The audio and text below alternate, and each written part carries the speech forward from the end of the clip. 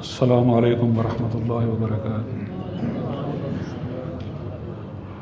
नहमदुहु व नुसल्ली अला रसूलिहिल करीम, अम्मा बअद। फ़अऊज़ु बिल्लाहि मिनश शैतानिर रजीम, बिस्मिल्लाहिर रहमानिर रहीम। वसारिऊ इला मग़फ़िरतिम मिन रब्बिकुम व जन्नतिन अर्दुहस समावातु वल अर्दु उइद्दत लिल मुत्तक़ीन। अल्लाह ताला फरमाते हैं कि अपने रब की मग़फ़िरत की तरफ दौड़ो और उस जन्नत की तरफ जिसकी चौड़ाई आसमानों और ज़मीन के बराबर है, जो मुत्तक़ियों के लिए तैयार की गई है। एक मकाम पर फरमाया फ़स्तबिकुल खैरात, नेकी के कामों में, भलाई के कामों में एक दूसरे से आगे बढ़ने की कोशिश करो। यानी नेकी के मामले में रेस लगाओ, दौड़ लगाओ, एक दूसरे से आगे बढ़ने की कोशिश करो।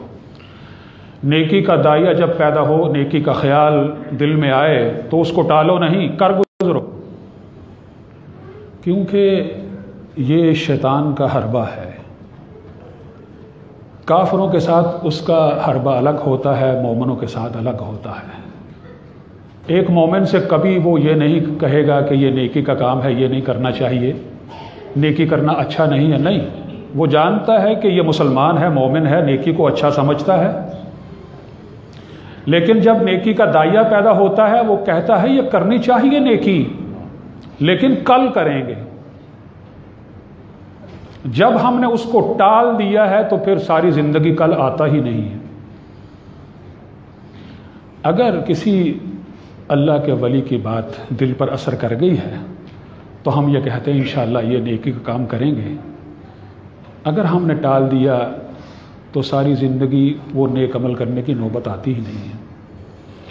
अल्लाह ताला ने हमें ये उम्र दी है, ये मोहलत दी है, इसका फ़ायदा उठाना चाहिए। पता नहीं कितनी उम्र बाकी है, किसी वक्त मौत आ सकती है। रोज़ाना ही हम अपने कंधों पर जनाजे लेके जाते हैं, अपने हाथों से मिट्टी डालते हैं, दफन करते हैं, फिर भी यही समझते हैं कि ये इसके साथ ही वाक़या होने वाला है।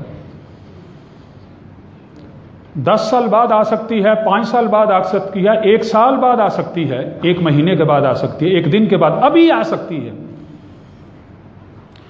तो इसलिए फरमाया कि नेकी का दाइया पैदा हो, उसको टालो नहीं कि कल करेंगे। पता नहीं कि कल हमारी जिंदगी में आना भी है या नहीं आना, या कल नेकी का दाइया ही पैदा ना हो, या हालात ही मुवाफिक ना हो। फरमाया वसारिऊ इला मग़फ़िरतिम मिन रब्बिकुम। उलमाए कराम बड़ी अच्छी बात कही है। वो कहते हैं कि नेकी का दाइया जब पैदा होता है, इसको अल्लाह ताला का मेहमान समझो। मेहमान समझने का मतलब यह है उसकी खातर मदारत करो, खातर तवाज़े करो, यानी उस पर अमल करो। भाई अगर हमारे घर में मेहमान आता है, हम उसको जी आयानो कहते हैं, वेलकम कहते हैं, उसको प्रोटोकॉल देते हैं, उसकी बात तवज्जो से सुनते हैं, वो फिर भी आएगा। अगर हम उसकी खातर तवाज़े नहीं करते, उसकी बात तवज्जो से नहीं सुनते, तो वो नहीं आएगा। ऐसे ही नेकी का दाइया जब पैदा हो तो ये अल्लाह ताला का मेहमान है, इसकी खातर मदारत करो, इस पर अमल करो, फिर और दाइया पैदा होंगे। आज हमारा हाल ये है कि अगर किसी को नेकी की तलकीन की जाए, वो यही कहता है, जिस तरह पहले मैंने अर्ज किया कि ज़रूर करेंगे, फलां काम से फारग हो जाएं। यानी अपने गिरेबान में जान के देखो ना, ऐसा ही होता है। अगर हम किसी को कहें कि भाई दाढ़ी रख लो, मैं जब हज पर जाऊंगा ना वहां से रख के आऊंगा, फलां नेकी का काम कर लो, मैं उस काम से फारग हो जाऊं फिर मैं करूंगा। फुर्सत का इंतजार मत करो, पता नहीं वो मौका फिर आता है या नहीं आता। उलमा तो ये कहते हैं कि काम करने का हुनर जो है ना, वो ये है कि अगर 2 काम तुमने छेड़े हुए हैं ना जी, तीसरा काम भी उसके अंदर घुसा दो, वो अल्लाह ताला के फजल से वो भी काम हो जाएंगे, ये भी काम होगा। अगर आप टालते चले जाएं तो सारी जिंदगी काम नहीं होगा। नेकी के मामले में एक दूसरे से आगे बढ़ने की कोशिश करनी चाहिए, रेस लगानी चाहिए। ये अच्छी बात है। लेकिन दूसरे मामले में, दूसरी चीज़ों में, इज्जत के लिए, शोहरत के लिए, दुनिया तलबी के लिए, माल दौलत के लिए रेस लगाना, एक दूसरे से आगे बढ़ने की कोशिश करना, ये अच्छी बात नहीं है। यानी अगर कोई नेकी कर रहा है, इबादत कर रहा है, जिक्र अज़कार कर रहा है, तहज्जुद पढ़ रहा है, गुनाहों से बच रहा है, तो इसमें रेस लगानी चाहिए कि मैं इससे ज्यादा गुनाहों से बचने की कोशिश करूं, मैं इससे ज्यादा इबादत करने की कोशिश करूं। लेकिन हमारा मामला जो है दुनिया के साजो सामान में लगा हुआ है। यहाँ हम एक दूसरे से आगे बढ़ने की कोशिश करते हैं। उसका बंगला, उसकी कोठी, उसका महल इतना अच्छा है, मेरा उससे भी अच्छा होना चाहिए। उसकी सवारी, उसकी गाड़ी, उसकी कार इतनी अच्छी है, मेरी कार उससे भी अच्छी होनी चाहिए। मेरा कारोबार उससे भी बेहतर होना चाहिए। कुछ अर्सा पहले की बात है, अरब ममालिक में मैंने को क्लिप देखा, वॉशरूम, भाई बाथरूम में इतना पैसा लगा दिया, करोड़ों रुपया, हर चीज सोने की, कमोड वो भी सोने का, सीट, फ्लश, वाश बेसन, टूटियां सब सोने की, दौड़ इधर लगी हुई है। ऐसे ऐसे खूबसूरत घर बना रहे हैं, यानी दीवारों पर लिबास, दीवारों को लिबास पहना रहे हैं हम। सहाबा कराम नेकियों में एक दूसरे से आगे बढ़ने की कोशिश करते थे। नेकी के मामले में वो कई दफ़ा आपने सुना होगा, गरीब सहाबा नबी सल्लल्लाहु अलैहि वसल्लम के पास आ गए इकट्ठे होकर, या रसूलुल्लाह सल्लल्लाहु अलैहि वसल्लम, जो अमीर लोग हैं, दौलतमंद हैं, वो अल्लाह ताला की राह में खर्च करते हैं, अजर और सवाब में वो हमसे बहुत आगे बढ़ गए हैं, हम तो पीछे रह गए हैं। तो नबी सल्लल्लाहु अलैहि वसल्लम नुस्खा बताया, सुबहान अल्लाह, अल्हम्दुलिल्लाह, अल्लाहु अकबर, ये पढ़ा करो 33 मरतबा, अजर और सवाब में उनसे बढ़ जाओगे। यानी फ़िक्र क्या थी, वो नेकियों में हमसे आगे बढ़ गए हैं। खुदा का करना क्या हुआ, वो दौलतमंद जो सहाबा थे उनको भी पता चल गया, उन्होंने भी वजीफा शुरू कर दिया, मामला फिर उधर ही रहे। फरमाया फिर ये अल्लाह ताला का फजल है भाई। ग़ज़वा तबूक बड़ा ही कठिन मार्का था, सैकड़ों मील का सफ़र। नबी सल्लल्लाहु अलैहि वसल्लम ने ऐलान फरमा दिया कि फ़ंड चाहिए, सवारियाँ भी चाहिए, पैसा भी चाहिए, और सख्त गर्मी, आसमान आग बरसा रहा है, ज़मीन आग उगल रही है, और खजूरों के पकने का मौसम भी है, सारे साल की मईशत का इन्हिसार इस पर है। और नबी सल्लल्लाहु अलैहि वसल्लम ने फरमाया कि हमें सवारियाँ चाहिए, फ़ंड चाहिए, और फिर आपने फरमाया कि जो फ़ंड देगा मैं मोहम्मद सल्लल्लाहु अलैहि वसल्लम उसको जन्नत की ज़मानत देता हूँ। और फिर कौन पीछे रहने वाला था। इस मौके पर हज़रत उमर फ़ारूक रज़ी अल्लाह ताला अन्हु की माली पोजीशन बड़ी मुस्तहकम थी। वो कहने लगे आज मौका है कि मैं नेकियों में अबू बकर सिद्दीक़ रज़ी अल्लाह ताला अन्हु से आगे बढ़ जाऊँ। वो लेके आते हैं नबी सल्लल्लाहु अलैहि वसल्लम के पास। नबी सल्लल्लाहु खुश होते हैं, भाई क्या लेके आए हो, क्या छोड़ आए हो। कहने लगे कि मैं आधा घर छोड़ आया हूँ, आधा ले आया हूँ आपके पास। नबी सल्लल्लाहु अलैहि वसल्लम बहुत खुश हुए, दुआएं दी, बरकत की दुआ की, और फिर हज़रत अबू बकर सिद्दीक़ रज़ी अल्लाह ताला अन्हु लेके आए। फरमाया क्या छोड़ आए हो, क्या लेके आए हो। कहने लगे घर अल्लाह और उसके रसूल का नाम छोड़ा है, सब कुछ ले आया। उस मौके पर हज़रत उमर फ़ारूक रज़ी अल्लाह ताला अन्हु फरमाया कि आज मुझे पता चला है कि मैं नेकियों में अबू बकर सिद्दीक़ रज़ी अल्लाह ताला अन्हु से आगे नहीं बढ़ सकता। कहने का मतलब यह है, उनकी दौड़, उनका मुकाबला रेस किस में था, नेकियों में। उन्होंने ये ख्वाहिश नहीं की कि मैं उस्मान गनी रज़ी अल्लाह ताला अन्हु से मुकाबला करूं उनकी दौलत से, कि मुझे दौलत उससे ज़्यादा मिल जाए। हज़रत अब्दुर्रहमान बिन औफ रज़ी अल्लाह ताला अन्हु से मुकाबला नहीं किया। मुकाबला किया है तो अबू बकर सिद्दीक़ रज़ी अल्लाह ताला अन्हु से, कि मैं नेकियों में उनसे आगे बढ़ जाऊँ। सहाबा कराम की दौड़ नेकियों के मामले में थी, दुनिया के मामले नहीं थी। दुनिया तो ऐसी है कि इंसान का पेट भरता ही नहीं है। वो हदीस नबी सल्लल्लाहु अलैहि वसल्लम फरमाया ना कि अगर किसी को एक सोने की वादी दी जाए वो दूसरे की ख्वाहिश करेगा, दो दी जाए तीसरे की ख्वाहिश करेगा। ये दुनिया की हिर्स, और नबी सल्लल्लाहु अलैहि वसल्लम ने ये दुनिया की हवस और हिर्स को ख़त्म करने का ऐसा शानदार नुस्खा बताया है। नुस्खा अक्सीर है भाई ये। फरमाया उन्जुर इला मन हुवा अस्फल मिनकुम वला तंजुर इला मन हुवा फौककुम। दुनिया के मामले में हमेशा अपने से नीचे वालों को देखो, अपने से ऊपर वालों को ना देखो। फिर अल्लाह ताला ने तुम्हें जो नेमतें दी हैं उसकी कदर होगी। जिस तरह नबी सल्लल्लाहु अलैहि वसल्लम फरमाते हैं ना कि कब्रिस्तानों का चक्कर लगाया करो, तुम्हें मौत याद आए। मैं अक्सर अपने दर्स में, खुतबे में कभी ये भी कहा करता हूँ कि अस्पतालों का भी कभी चक्कर लगाया करो, जहाँ ऐसे लगता है सारी दुनिया इधर आ गई है, एड़ियाँ रगड़ रहे हैं बेचारे, बड़े बड़े खौफनाक बीमारियाँ, और फिर पता चलेगा कि हमको अल्लाह ताला ने सेहत दी है, तंदुरुस्ती दी है, कितनी बड़ी नेमत है, कदर होगी। ऐसे ही गरीब बस्तियों का चक्कर लगाना चाहिए। हमारे पाकिस्तान में, हिंदुस्तान में लाखों करोड़ों अवाम फुटपाथों पर पैदा हुए, फुटपाथों पर ही जिंदगी गुजार कर खत्म हो जाते हैं। उनको दुनिया की कोई सहूलत मुयस्सर नहीं है, न पानी, न आग, न बिजली, न गैस, कोई सहूलत नहीं। और फिर पता चलेगा कि अल्लाह ताला ने हमें कितनी नेमतें दी हैं। फरमाया उन्जुर इला मन हुवा अस्फल मिनकुम वला तंजुर इला मन हुवा फौककुम। अब्दुल्ला बिन मुबारक रहमहुल्लाह मुहद्दिस हुए हैं, फ़क़ीह हुए हैं, वो अपना वाक़या बयान करते हैं, कहते हैं कि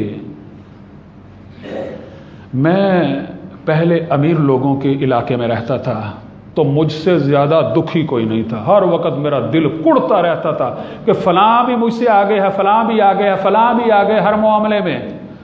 जब मैं वो इलाका छोड़कर गरीब इलाकों में आया तो मैं सुकून में आ गया, राहत में आ गया। अल्लाह ताला ने मुझे जो नेमतें दी उसकी कदर हुई कि मेरे पास फ़लाँ नेमत भी है, फ़लाँ भी है, फ़लाँ भी है। इसलिए ये नुस्खा अक्सीर है भाई। फरमाया हमेशा अपने से नीचे वालों को देखो। कभी घर वालों को भी लेके जाना चाहिए इन गरीब इलाकों में, गरीब बस्तियों में, जहाँ बिजली भी नहीं है, जहाँ मक्खी मच्छर उनको तंग कर रहा है, गंदा पानी उनको मुयस्सर है, और फिर अकल भी कसम खुदा के ठिकाने आ जाएगी। ये जो नखरे वगैरह जो है ना सारे ख़त्म हो जाएंगे। ये नुस्खा अक्सीर है। हाँ, नेकी के मामले में अपने से ऊपर वालों को देखो, दुनिया के मामले में अपने से नीचे वालों को देखो। मुस्लिम शरीफ की हदीस है, नबी सल्लल्लाहु अलैहि वसल्लम ने फरमाया कि नेक अमाल में जल्दी करो। ऐसे ऐसे फितने आने वाले हैं कि जिस तरह अंधेरी रात के टुकड़े होते हैं, जिस तरह अंधेरी रात शुरू होती है ना जी, हर हिस्सा आने वाला पहले हिस्से से तरीक तर होता है। कोई मगरिब के वक़्त ये कहे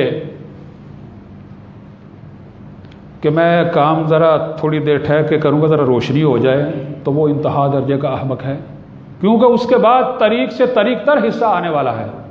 इसलिए नबी सल्लल्लाहु अलैहि वसल्लम ने फरमाया कि नेक अमाल में जल्दी करो, कि फितने ऐसे ऐसे हैं जो अंधेरी रात के टुकड़े होते हैं। यानी ऐसे फितने हैं कि सुबह इंसान मोमिन है, शाम को काफिर हो गया है, शाम को मोमिन है, सुबह काफिर हो गया है। और ऐसा हम देख रहे हैं, ऐसा हो रहा है। कारोबारी मराकज में हम बैठते हैं, अदालतों में जाओ, दफ्तरों में जाओ, किस तरह ईमान बिक रहा है भाई। चंद पैसे की खातर अल्लाह ताला को गवाह बनाकर झूठी कस्में खा जाते हैं हम। यानी सुबह मोमिन था, शाम को काफिर हो गया, शाम को मोमिन था, सुबह काफिर हो गया। फरमाया उससे पहले पहले नेक अमाल करो। एक शैतान का ये भी हरबा होता है, दाव होता है, अभी तो तुम जवान हो भाई, सारी उम्र पड़ी है, बड़े होकर कर लेंगे, बड़े होकर ये नेक काम करेंगे, बड़े होकर ये दाढ़ी रख लेंगे, बड़े होकर हज करेंगे, बड़े होकर फलां काम ये करेंगे। बुखारी मुस्लिम की हदीस है, नबी सल्लल्लाहु अलैहि वसल्लम तो डांट पे लाई है। वो क्या बीमारी का इंतजार कर रहे हो कि बंदा हिलजुल ही ना सके, ऐसी ऐसी खौफनाक बीमारियां, तब नेकी का अमल शुरू करोगे? और क्या बुढ़ापे का इंतजार कर रहे हो? बुढ़ापे में तो कई नमाजें शुरू करते हैं, वो ना सजदा कर सकते हैं, ना रुकू कर सकते हैं, क्या मजा है नमाज? क्या मौत का इंतजार कर रहे हो, अचानक मौत आ जाए? क्या दज्जाल का इंतजार कर रहे हो? क्या क़यामत का इंतजार कर रहे हो? क्या फक्र फाका का इंतजार कर रहे हो कि इंसान परेशानियों में मुब्तला हो जाता है? क्या मालदारी का इंतजार कर रहे हो कि जो सरकश बना देती है, कि अल्लाह ताला यानी शरीयत से इंसान दूर हट जाता है, बाज़ औक़ात उसके पास पैसा आता है, और मैं उससे पहले पहले नेक अमल करो। वसारिऊ इला मग़फ़िरतिम मिन रब्बिकुम। सहाबा कराम इस आयत का मिस्ताक थे। ग़ज़वा उहद की बात है कि एक देहाती शख्स खजूर खा रहा था। नबी सल्लल्लाहु अलैहि वसल्लम से आकर पूछता है कि अगर कोई मैदान जंग में शामिल होता है, शहीद हो जाता है, उसका अंजाम क्या है, मकाम क्या है? फरमाया जन्नत। वो खजूरें खा रहा था, उसने खजूरों का खोशा छोड़ दिया कि ये खाने में एक अरसा लगेगा, एक वक्त लगेगा, अब हूरों के हाथों से ही खाएंगे, सीधा मैदान जंग में, और अल्लाह ताला की राह में शहीद हो जाता है।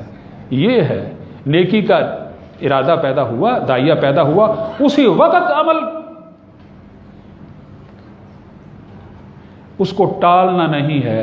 पता नहीं, हम कहते हैं कि कल करेंगे, कल हमारी जिंदगी में आता है या नहीं आता, या कल वो दाइया ही पैदा ना हो, या वो हालात ही ना हो।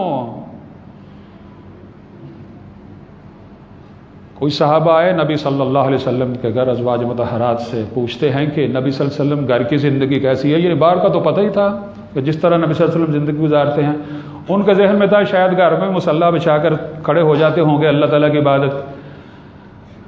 आयशा सदीक़ा रज़ी अल्लाह ताला अन्हा कहती हैं कि नबी सल्लल्लाहु अलैहि वसल्लम